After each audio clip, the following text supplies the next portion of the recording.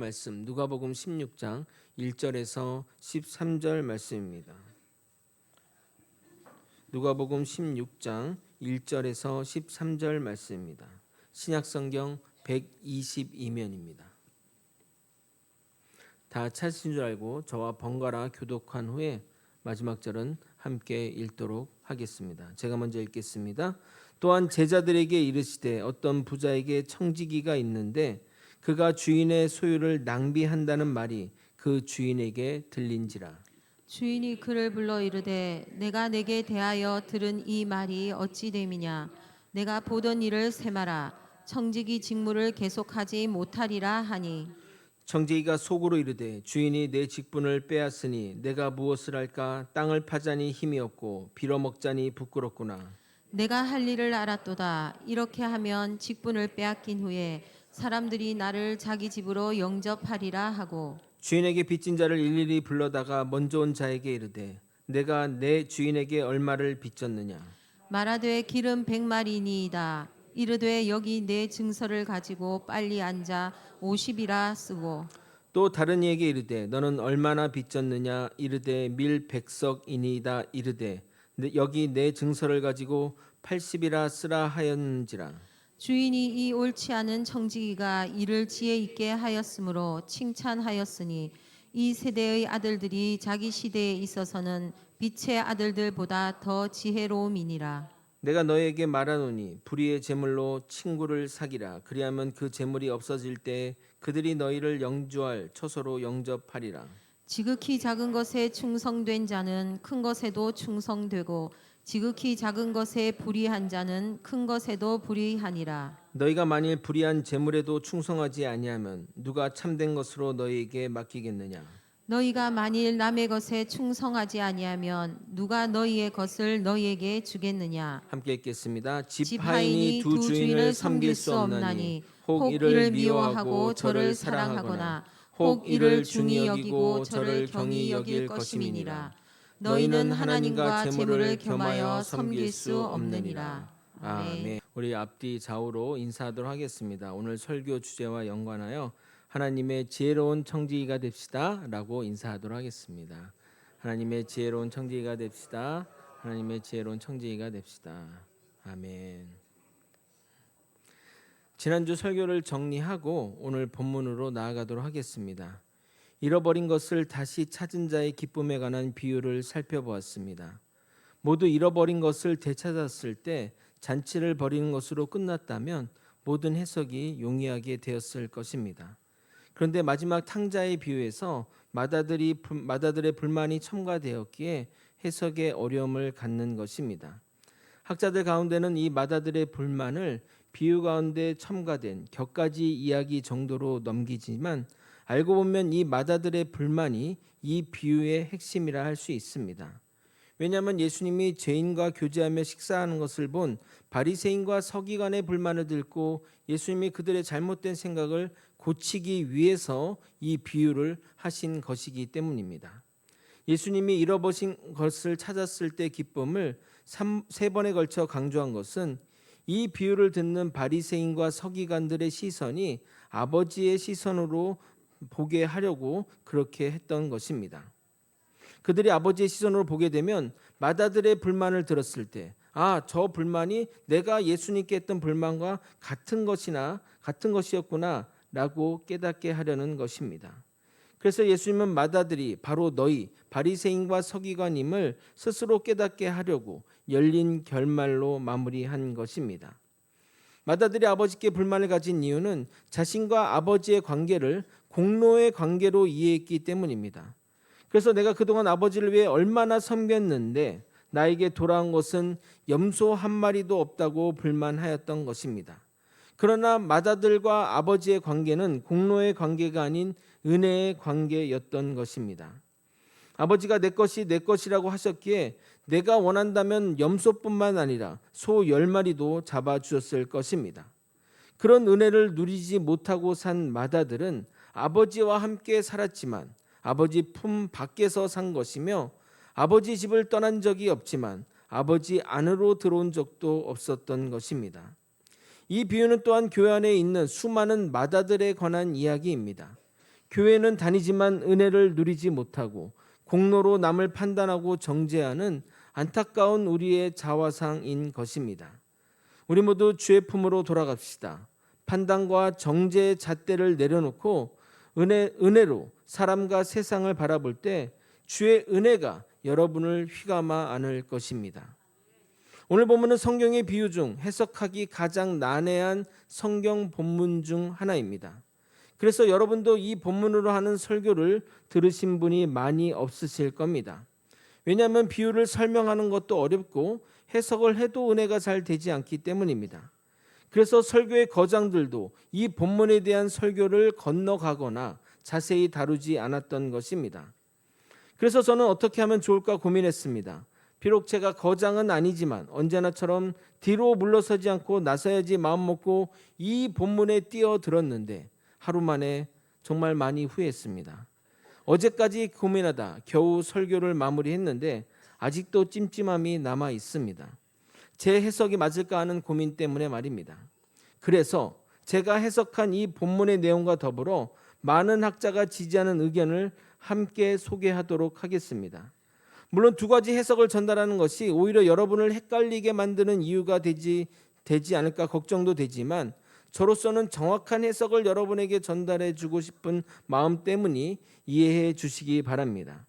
먼저 본문에 관해 간략한 요약과 여러 해설자의 해설, 학자들의 해설, 그리고 중동의 눈으로 본 저자, 중동의 눈으로 본 예수의 저자 케네스 베일의 해석을 들려드리고 마지막 제가 해석한 내용을 말씀드리도록 하겠습니다. 해석이 다르면 적용도 달라지기 마련인데 적용은 제 해석을 따라 하도록 하겠습니다. 오늘도 예수님의 풍성한 비유 가운데 하나님의 뜻과 주님의 나라의 비밀을 깨닫는 우리가 되길 예수 그리스도 이름으로 소원합니다. 오늘 본문은 크게 두 부분으로 나뉩니다. 1절부터 8절까지의 비유와 8절부터 13절까지 예수님의 해설입니다. 8절이 겹치는 것은 나중에 말씀드리도록 하겠습니다. 먼저 비유의 내용을 간략히 정리해 드리겠습니다. 한 부자에게 청지기가 있는데 이 청지기는 노예보다 좀 높은 직책으로서 관리자, 책임자, 영어로는 매니저로 주인의 재산을 관리하는 자를 말합니다. 그런데 주인은 누군가로부터 이 청지기가 주인의 소유를 낭비한다는 이야기를 듣게 되었습니다. 아마 그 제보는 믿을만 했던지 추가적인 조사를 하지 않고 청지기를 불러 해고 통보를 하게 됩니다. 2절을 여러분이 한번 읽어보도록 하겠습니다. 2절 읽겠습니다. 시작. 주인이 그를 불러 이르되 내가 내게 대하여 들은 이 말이 어찌 됨이냐. 내가 보던 일을 세마라. 청지기 직무를 계속하지 못하리라 하니. 여기 본문에 내가 보던 일을 세마라는 말은 그동안 맡았던 회계 장부를 정리하고 마무리하라는 것입니다. 갑작스런 해고 통보를 받은 청지기는 미래에 대한 걱정이 몰려왔습니다. 나가서 막노동을 하자니 힘이 없고 해본 적도 없고 거지처럼 빌어먹자니 창피하고 어떻게 살아갈지 막막했던 겁니다. 그런 고민 끝에 청지기는 하나의 해결책을 발견한 것입니다.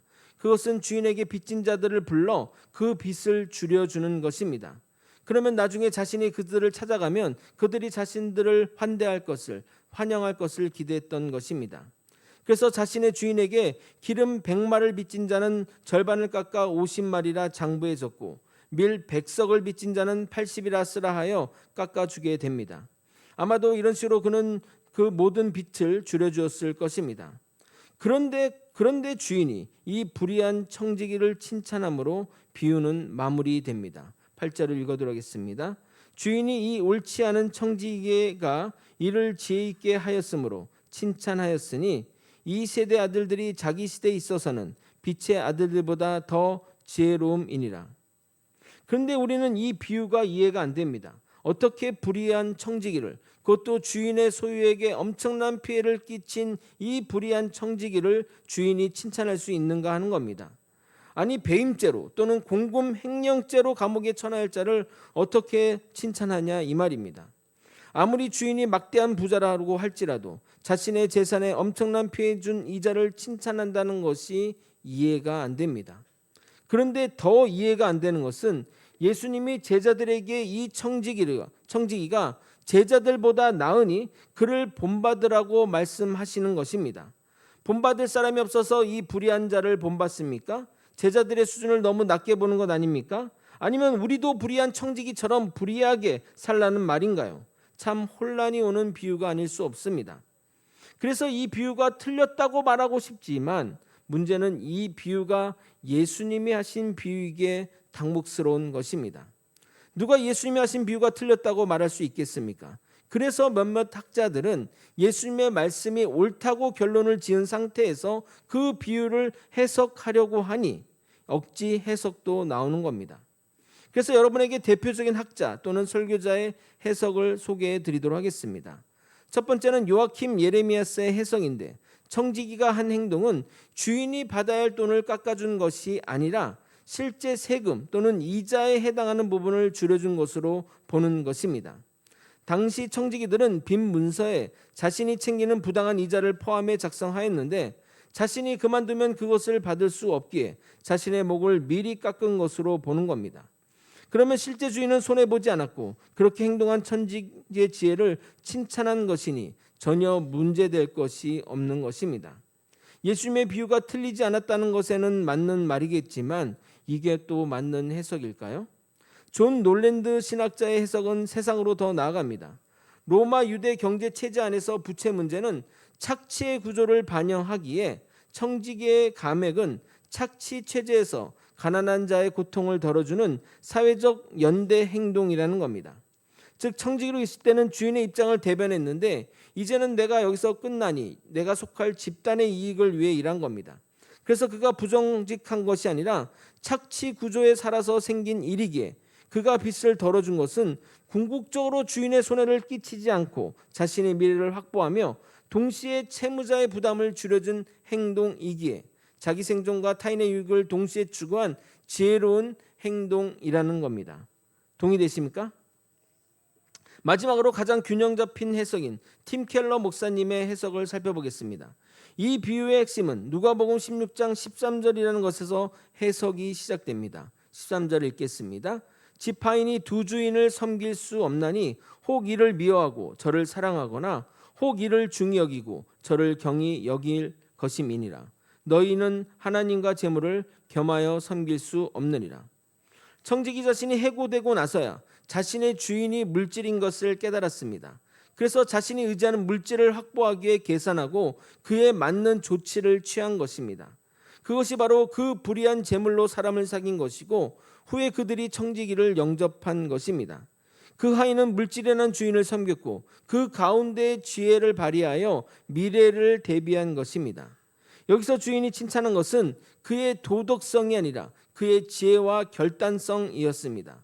제자들도 그와 같은 지혜를 영혼 앞에서 발휘하라고 촉구하는 내용이 그 해석의 내용인 것입니다.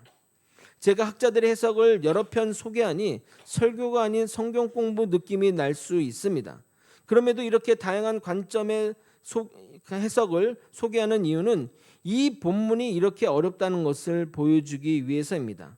또한 이 본문에 대한 해석이 다양하고 이름 있는 분들의 설교도 다양하니 요즘같이 인터넷으로 발달한 시대에 다른 유명한 설교자들의 설교를 듣고 목사님의 설교랑 다르네 하면 좋은데 목사님의 설교가 틀렸네 할까봐 그 염려를 담아 말씀드리는 겁니다.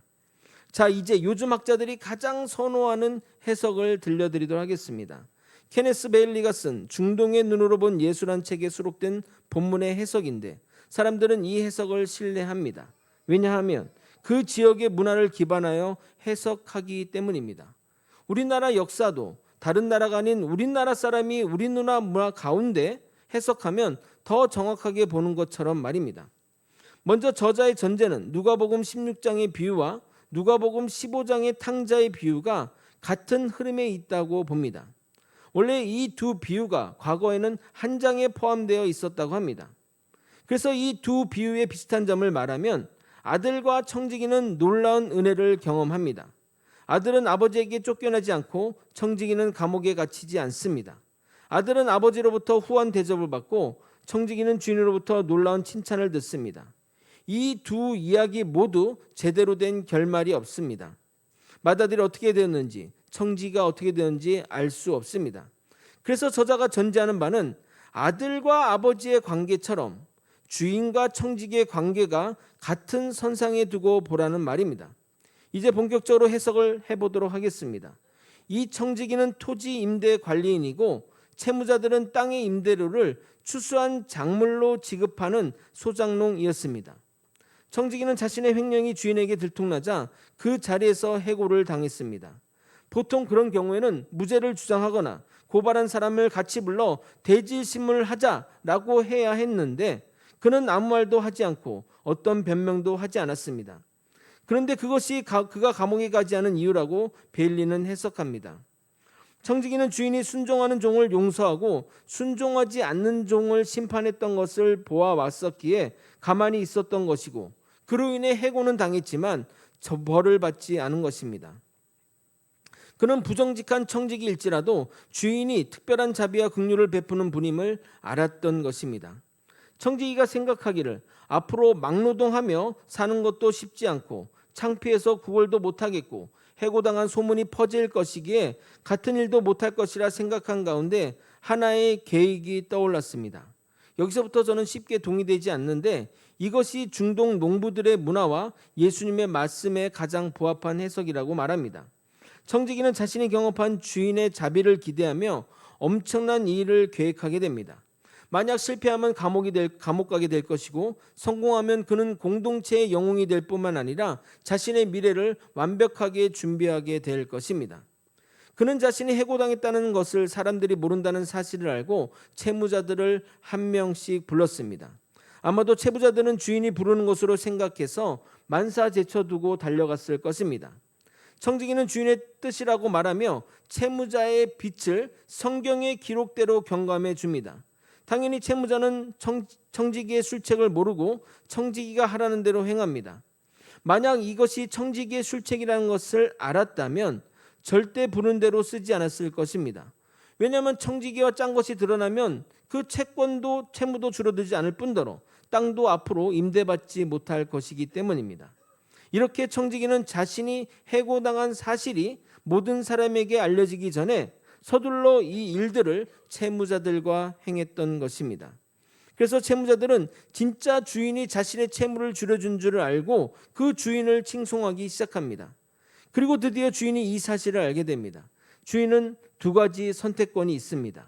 첫 번째는 채무자에게 가서 그것은 청지기가 나를 속여 만든 책략이라 말하고 채권 모두를 회수하는 겁니다. 그러면 채무자는 화가 날 것이고 주인의 자비에 대한 열광이 인색함에 대한 저주로 바뀔 것입니다. 또 다른 선택지는 사람들이 자신을 향한 칭찬을 받아들이고 불의한 청지기를 내버려 두는 것입니다. 어찌됐든 청지기로 인해 자신의 명성이 드높아졌기 때문입니다. 청지기는 주인이 자비롭고 명예를 중시하며 관대한 사람임을 알았기에 그의 모든 것을 벌고 이 전략에 올인했는데 맞아떨어진 것입니다. 실제 주인은 자비롭고 관대한 사람이었기 때문에 그 청지기의 구원을 위해 온전히 값을 치르기로 선택하게 됩니다. 그러면서 결론은 이 비유는 제자들에게 구원에 관한 메시지, 잃어버린 자를 찾는 하나님의 그 기쁨과 동일하게 그 구원하는 자들을 잃어버린 자를 구원하는 관난 이야기를 전달하려고 이 비유를 한 것이라고 해석합니다. 이 해석에 동의되십니까? 저는 솔직히 잘 모르겠습니다. 그럼 이제 저의 해석을 들려드리도록 하겠습니다. 몇 가지 내용은 제가 여태까지 소개한 부분과 겹치는 부분이 있으니 양해 바랍니다. 누가복음 15장의 비유와 누가복음 16장의 비유는 한 자리에서 말씀하신 겁니다. 물론 말하는 대상은 다릅니다. 15장의 비유는 바리새인과 서기관들의 한 얘기고 16장의 비유는 제자들을 향해 하신 것이기 때문입니다. 1절을 여러분이 한번 읽어보도록 하겠습니다. 시작. 어떤 부자에게 청지기가 있는데 그가 주인의 소유를 낭비한다는 말이 그 주인에게 들린지라. 여기 접속사 또한은 앞의 이야기를 이어서 말씀하신다는 것을 의미합니다. 이런 연속성은 두 장의 비유가 같은 맥락에서 전해진다고 보면 됩니다. 15장의 비유와 해석은 잃어버린 자를 찾았을 때 주인의 기쁨이 큰 것처럼 우리도 주를 위해 잃어버린 자들을 데려오도록 최선의 노력을 해야 한다는 것입니다.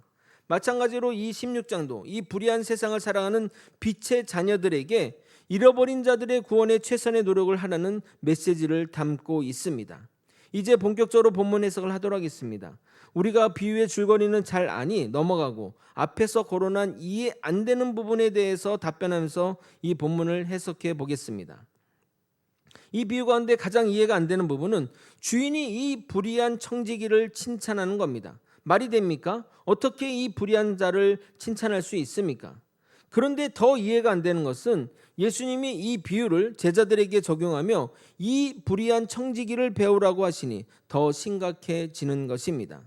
우리가 아는 예수님이 아닌 것 같습니다. 그래서 학자들 가운데는 이 문제를 해결하기 위해 청지기가 한 행동이 정당한 행동이다, 잘못된 행동이 아니다라고 해석하는데 그것은 틀린 해석입니다.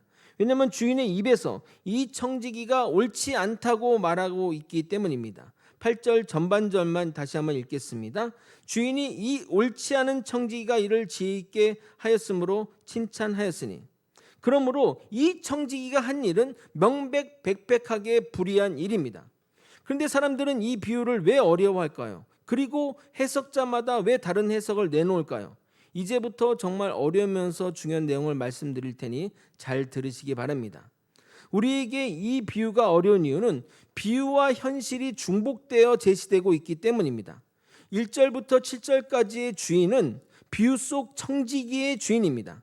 그런데 8절의 주인공은 비유를 벗어나서 말하는 화자, 즉 주인에서 예수로 변화되기에 헷갈리게 된다는 말입니다.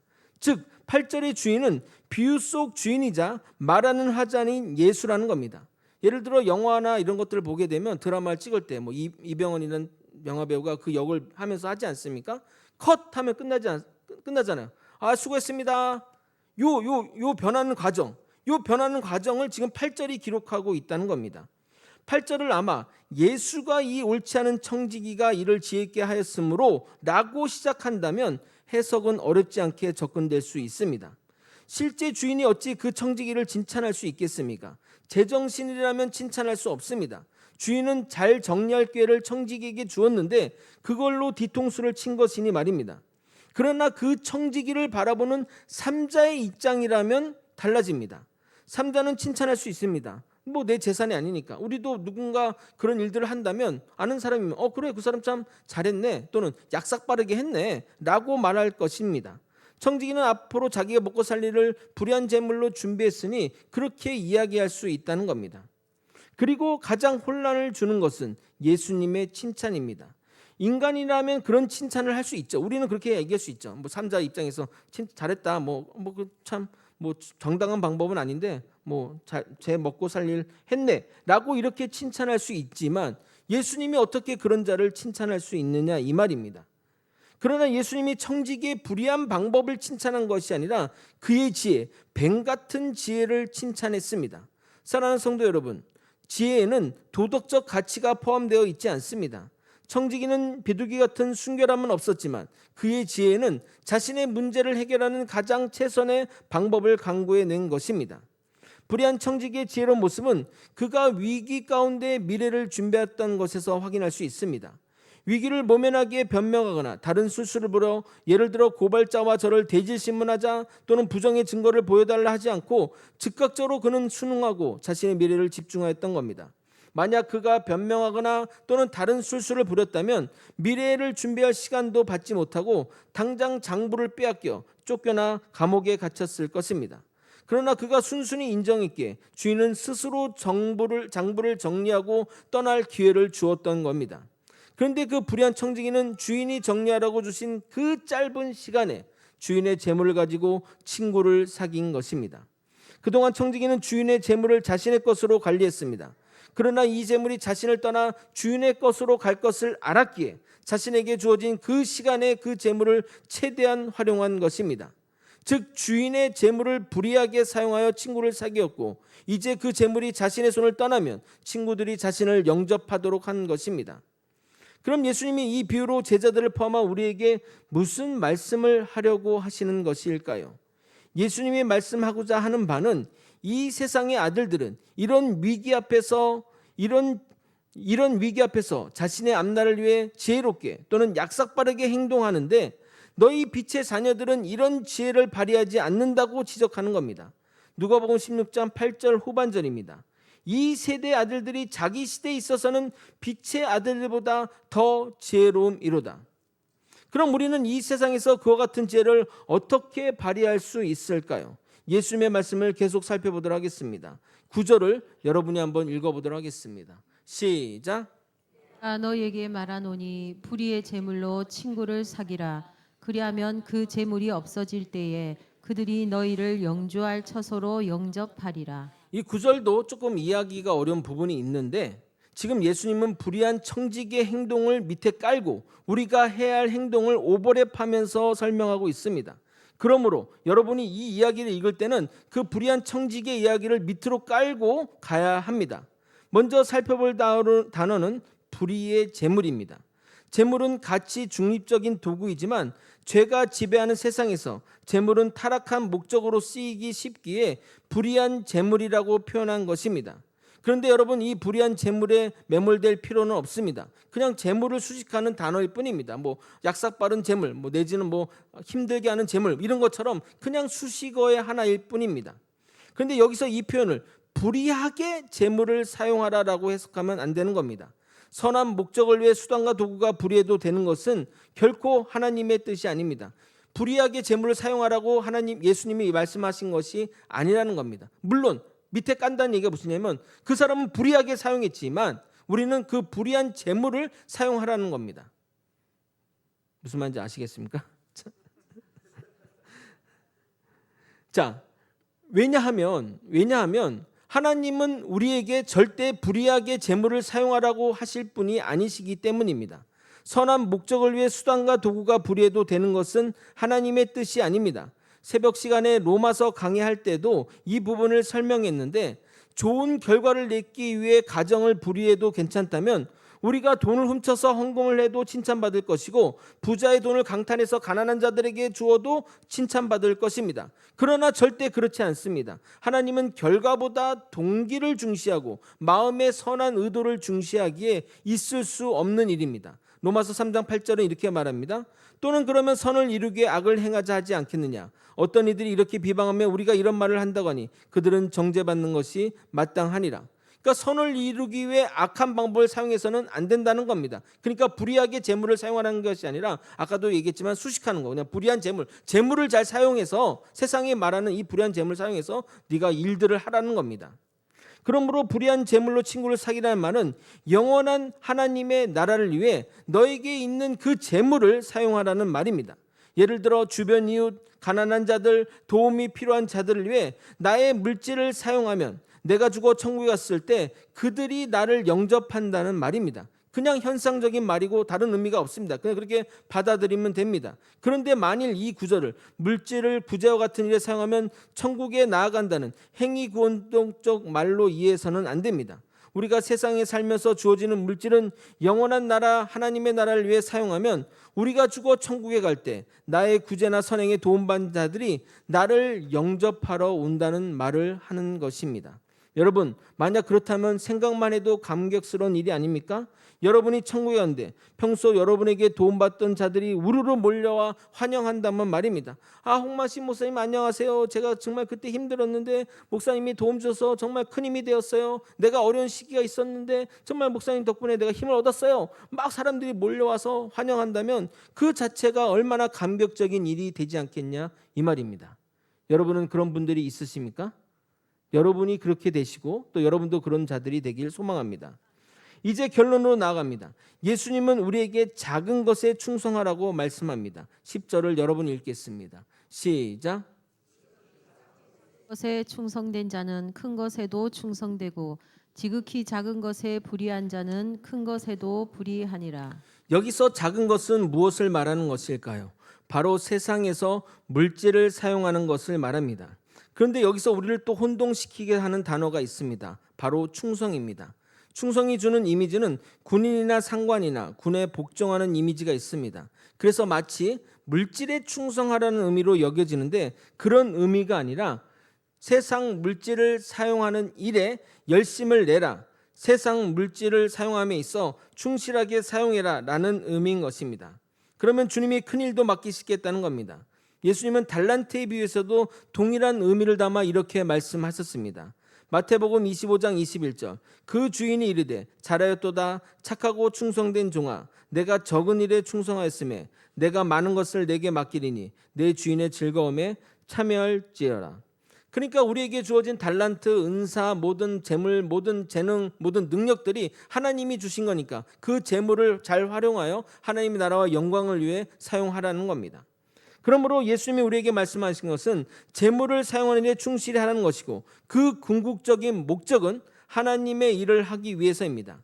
그래서 세상 사람들이 자신을 위해 물질을 잘 사용한 것처럼 너희 빛의 자녀들도 하나님의 나라를 위해 물질을 잘 사용하라는 것입니다. 그런데 주어진 물질을 잘 사용하지도 못하고 또는 물질에 종속되어 물질을 섬기고 있다면 어찌 주님이 너에게 참된 것을 맡기겠으며 어찌 내 것을 주겠냐고 말씀하시는 겁니다. 11절 12절입니다. 너희가 만일 불의한 재물에도 충성하지 아니하면 누가 참된 것으로 너희에게 맡기겠느냐? 너희가 만일 남의 것으로도 충성하지 아니하면 누가 너희 것을 너희에게 주겠느냐? 이제 마지막 결론이자 이 비유의 최종 결론으로 나아가도록 하겠습니다. 불의한 청지기는 해고되자 재물이 자신의 주인이 아님을 깨닫고 자신의 미래를 위해 주인의 재물을 수단 삼아 준비했습니다. 마찬가지로 우리 빛의 자녀들도 영원한 하나님의 나라를 위해 세상의 재물을 수단 삼아 미래를 준비해야 합니다.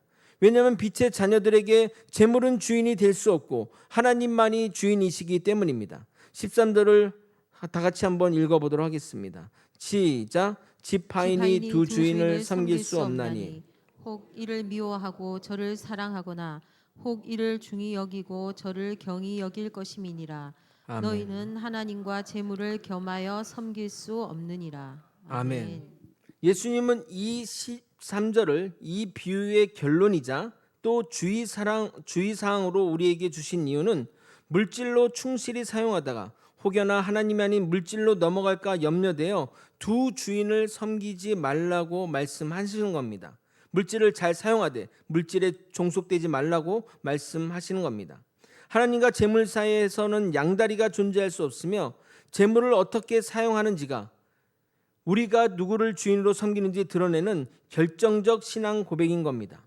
사랑하는 거제 소망교회 성도 여러분, 여러분은 물질에 종속되어 여러분을 위한 삶을 위해 살아가십니까? 아니면 물질을 도구 삼아 주의 선한 목적을 위해 살아가십니까?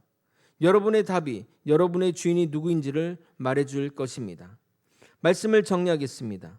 예수님은 불의한 청지기의 비유를 통해 우리에게 두 가지를 말씀하고 계십니다. 첫 번째는 세상 사람들이 자신을 위해 최선을 다해 살아가는 것처럼 빛의 자녀들도 세상에서 주어진 물질을 하나님의 나라를 위해 최선을 다해 사용하라는 것입니다. 두 번째는 그러나 물질에 종속되어 살아서는 안 되고 너희 주인이 하나님이심을 기억하고 물질을 도구 삼아 수단 삼아 살아가라는 것입니다. 우리의 주인은 오직 예수님뿐입니다. 주어진 삶에서 주의 영광과 그의 나라를 위해 최선을 다해 살아가는 저와 여러분이 되시길 예수 그리스도 이름으로 축원드립니다. 아멘. 다 함께 찬양하시겠습니다.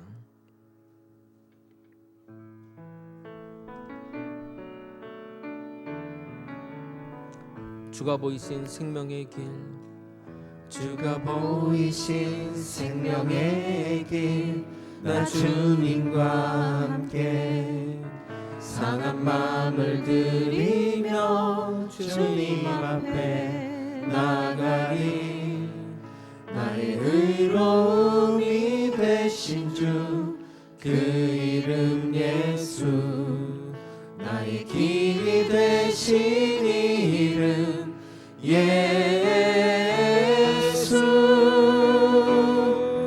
나의 길 오직 그가 하시나니. 나를 단련하신 후에 내가 정금같이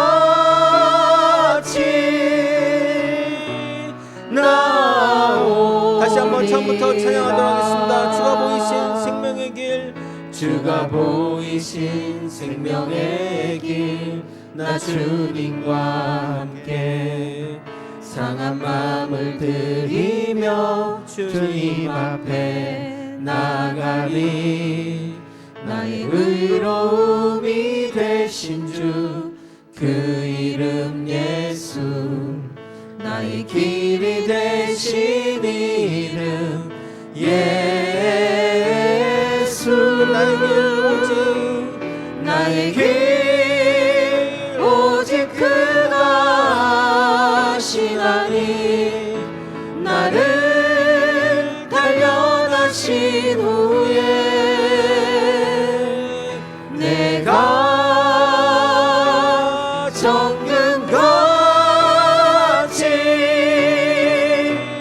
나오리라 오직 그가 하시나니 나의 길 오직 그가 하시나니 나를 단련하신 후에 내가 정금같이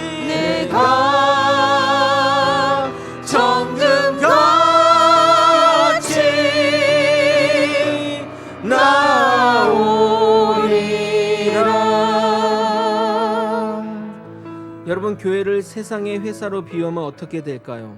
그리고 여러분을 그 회사의 영업사원이라고 한다면 어떻게 될까요?